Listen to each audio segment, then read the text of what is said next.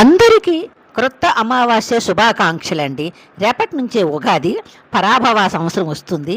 అందరూ ఆయురారోగ్య ఐశ్వర్యాలతో వర్ధిల్లాలని క్రొత్త అమావాస్యకి ఉపహారం పెట్టాలి. ఉపహారం పెట్టాలి అంటే దైవానికి పెట్టాలి, ఆరు బయట పెట్టాలి. అందరూ వేట్లా వేసుకుంటారు, మాకు అది లేదు కాబట్టి మేము ఏంటంటే మామూలుగా అని తయారు చేసి నంతు మహిళలందరూ కూడా మూకాంబిక అమ్మవారి దర్శనానికి వెళ్తున్నామంటే గబగబ అన్నీ తయారు చేసి ఇంట్లోనే పూజ చేసి అమ్మవారికి పూజ చేసి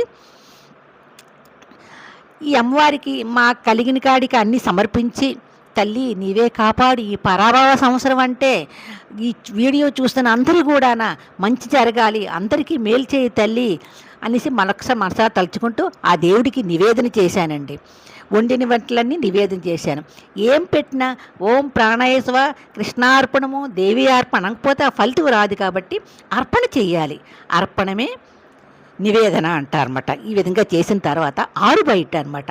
ఆరు బయట కూడా ఉపహారం అంటారు. ఈ పెట్టిన దానికి ఉపహారము అంటే, ఉపహారం అంటే ఇదే మనకు కలిగినవన్నీ పెట్టేసి ధూపదేవ నైవేద్యాలు పెట్టి ఆ యొక్క ప్రకృతి సమర్పించాలి. ప్రకృతి అంటే పక్షులు తింటాయి, ఆ లోకమాత జననికి సమర్పయామి.